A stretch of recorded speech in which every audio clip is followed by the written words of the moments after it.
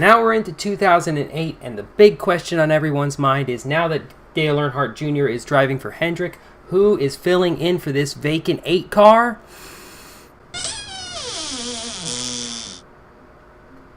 It's like poetry, it rhymes. With the 8 car being in high demand after Junior's championship and the 18 car still recovering from the Hindenburg-esque reign of J.J. Yaley, the 8 car would look like a much more enticing ride for Kyle Busch. Kyle would step in and be that generational talent that Gibbs ended up getting, and this would have huge ramifications throughout the next decade, like how KBR cars in the Xfinity and Truck Series are eventually all going to be Chevys instead of Toyotas, giving Chevy a much stronger pipeline of young talent.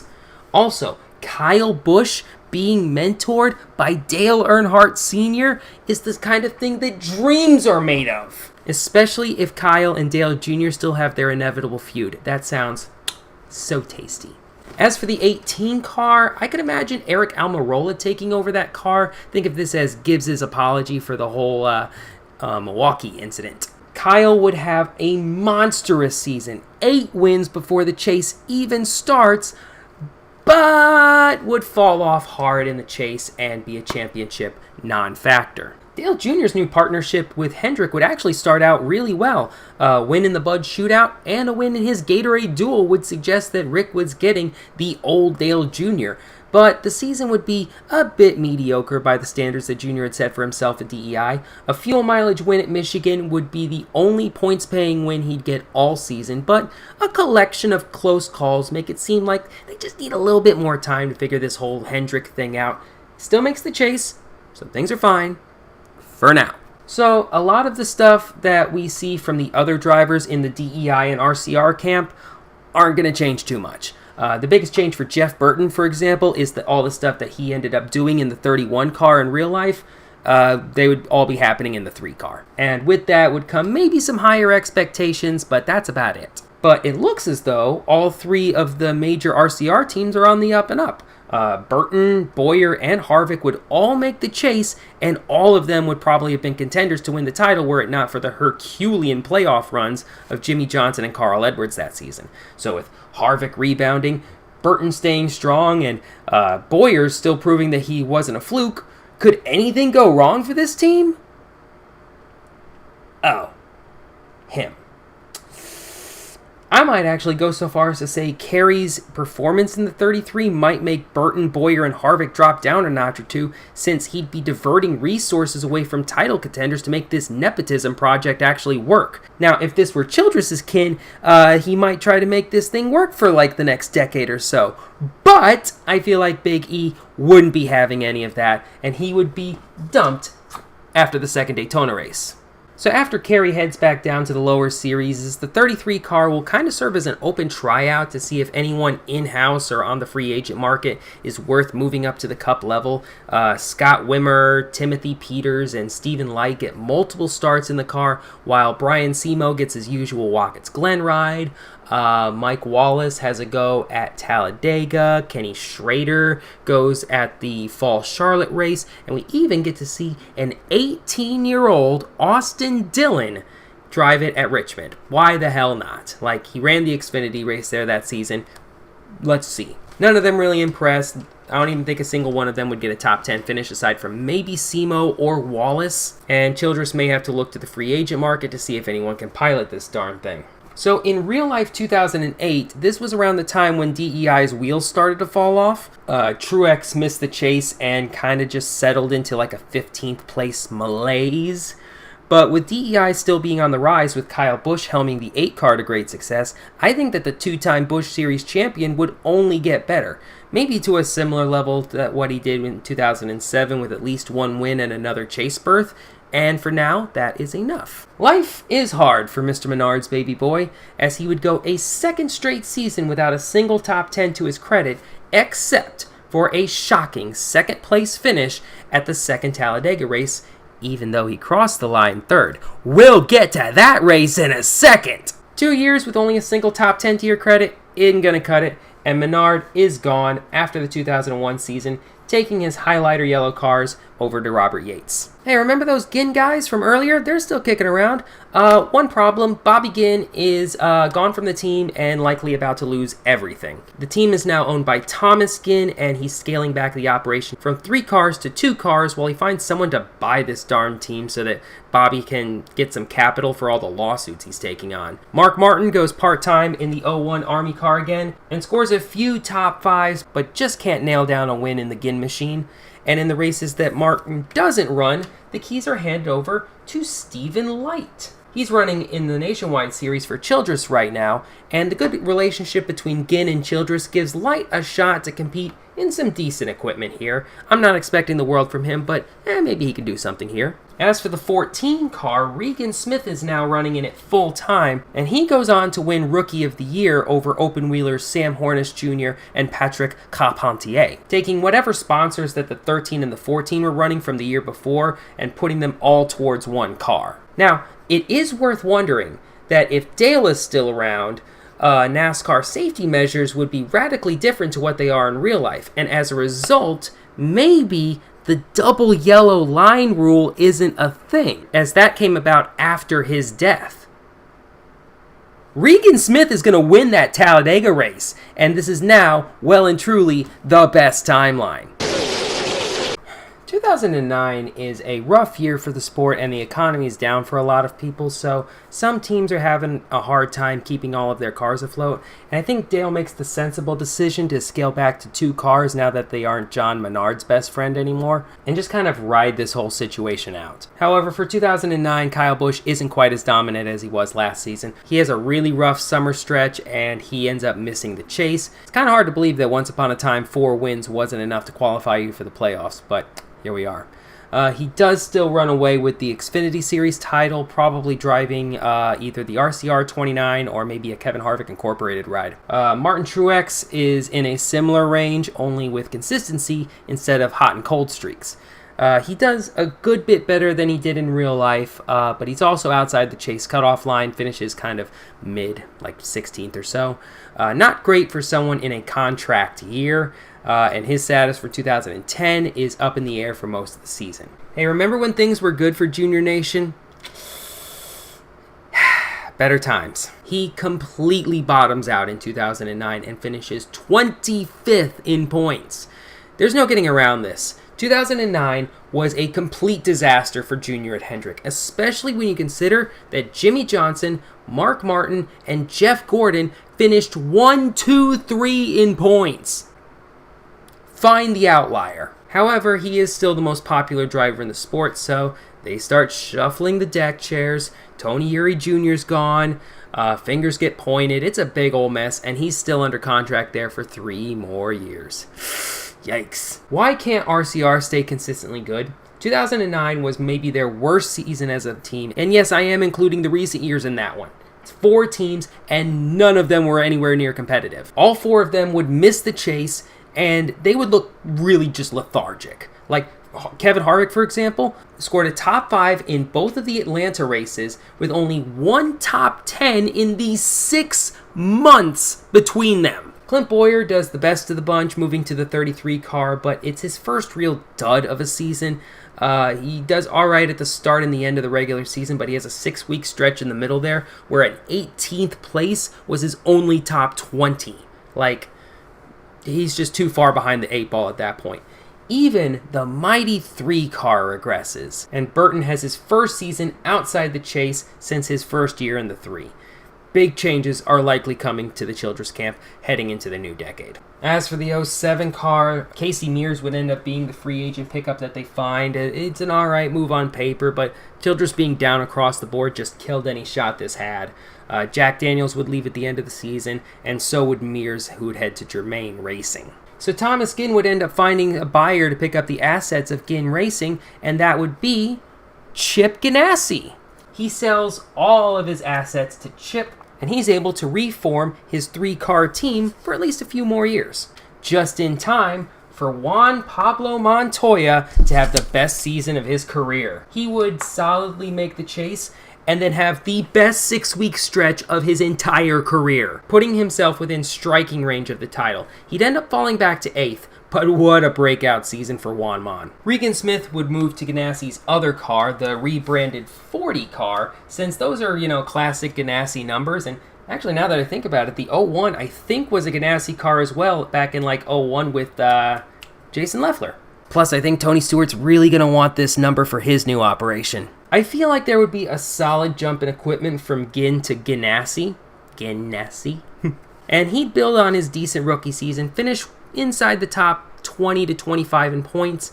As for who would go to the 78 car, let's put, Scott Wimmer in there to start the season, though they might try and pursue Travis Kvapil after he gets released from Yates after the first Bristol race. So with the team now being operated by Ganassi instead of Ginn, Ganassi would bring up his own development driver to give this ride a shot, and that would be the late Brian Clausen. In real life 2008, there was a real attempt to bring back the 40 car, which was shut down mid-season under Dario Franchitti, and they were going to bring it back with the 19-year-old Clausen, but it didn't pan out due to qualifying being rained out 2 of the 3 times they tried, and sponsorship woes just killed it in 2009, but there's the U.S. Army car just sitting right here, waiting for someone to go for a ride in it. And you know that they would love to have a young guy behind the wheel for recruiting after years of having Mark Martin in there. I know Martin was really good, but, it's good to have a face like that for recruiting posters. Unfortunately, in terms of calling up an uber-talented, ridiculously young star from the dirt track ranks with limited top 3 series experience,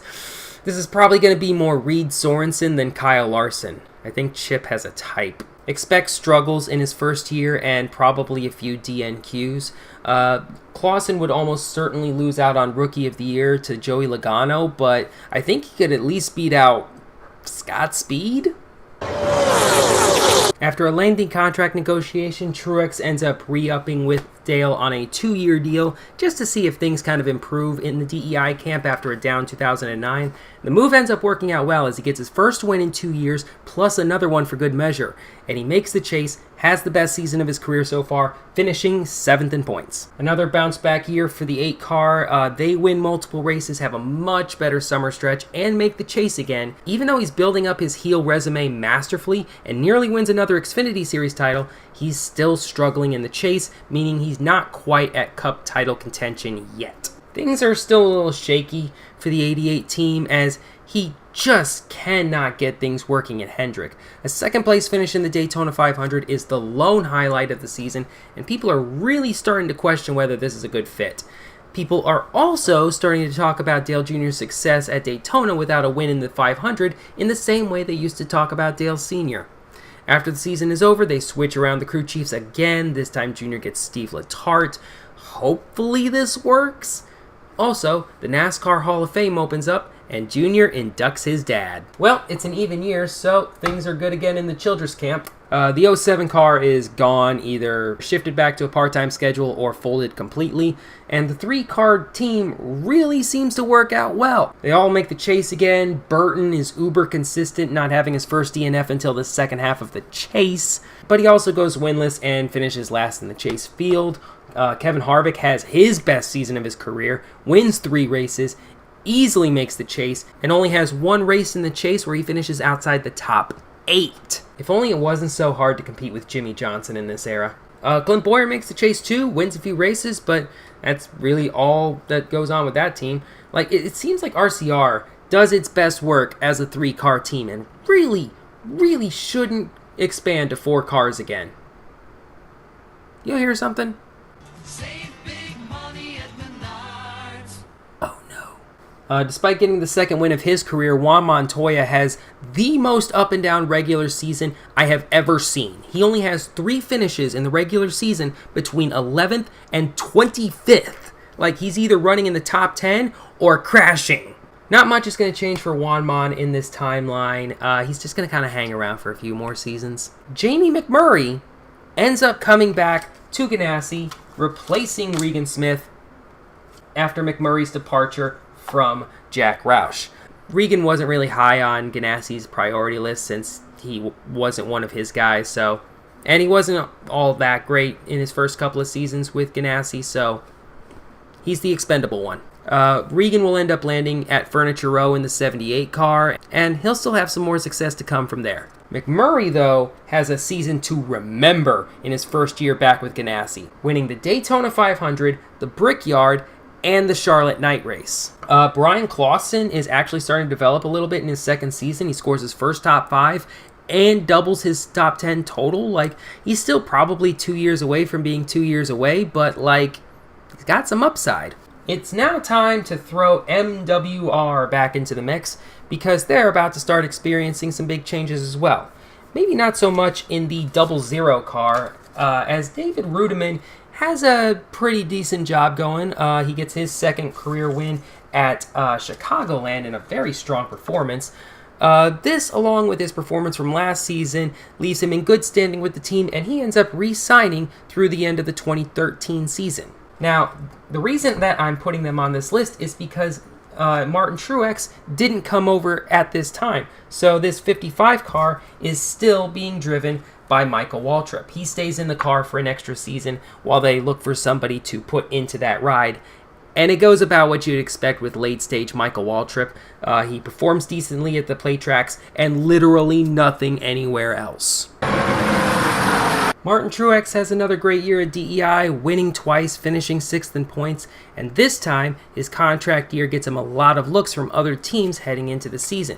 A lot of pre-race show talk is devoted to speculating on where he might end up. Boy, it's really going to be interesting to see if Kyle Busch ends up junking Ron Hornaday in the Truck Series, since they might be teammates down there in this timeline. Now, even if he doesn't get suspended, it doesn't change how bad Kyle Busch was in the second half of the chase this season, so I'm not expecting anything more than another low-end chase finish. In fact, at this point, it's almost like Martin Truex might be the better driver out of the two, which is wild. Things are finally starting to come around for the 88 team. Like, even though he goes winless for another season, he is still consistently great and always around at the end of races, and he gets as high as 3rd in points during the summer, before falling back to a very respectable 7th. Like, compared to what's happened so far during the Hendrick era, we'll take that.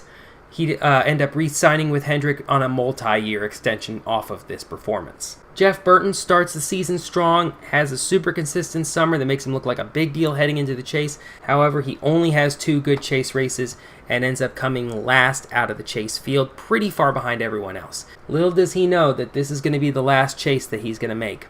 And the 44-year-old Burton is starting to crest. Kevin Harvick is really hitting his prime right now. Another strong top 5 points finish, 4 more wins, and only 2 finishes in the chase worse than 13th, this time falling to the power couple of Tony Stewart and Carl Edwards. However, in the background, someone is coming up to the Xfinity Series that will change Kevin Harvick's relationship with Richard Childress forever.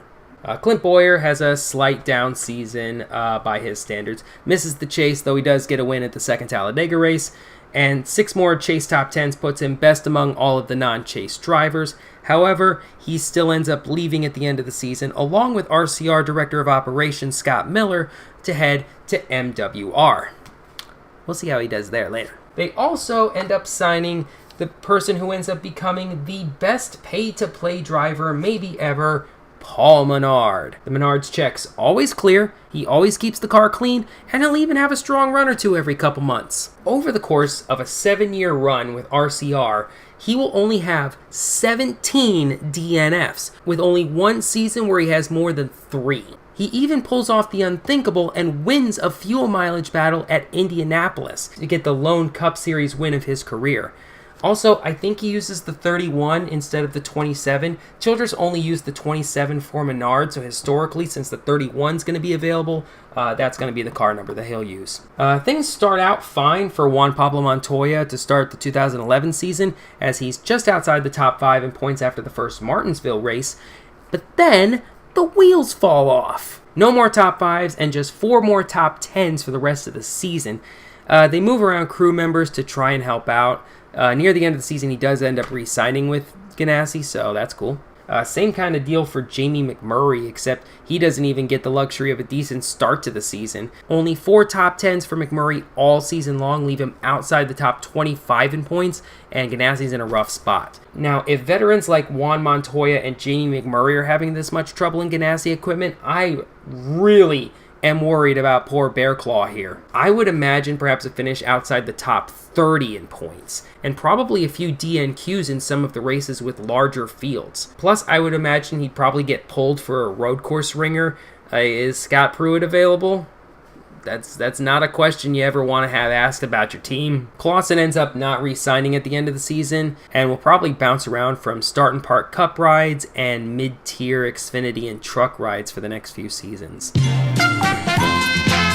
Now, after a couple of decent seasons in the 00 car, David Ruderman careens off a cliff, finishing with just one top 5 all season at the inaugural Kentucky race. Despite 2 more years being left on a freshly signed deal, he is not brought back for 2012. So with Martin Truex not being available, Waltrip brings over Marcus Ambrose from MWR's sister team JTG Daugherty to drive the Napa 56 car. As for who would go to the 9 car instead, I could envision them calling up Justin Allgaier, fresh off a 4th place points finish in the Nationwide Series, behind only Brad Kay, Carl Edwards, and Kyle Busch. That sounds like a Rookie of the Year lock. Anyway, Ambrose isn't really a contender for most of the year, but when he's up front, you hear about him, as he scores his first career Nextel Cup Series win at Wackett's Glen. Also, I would imagine that the Napa commercials with Marcos would be hilarious.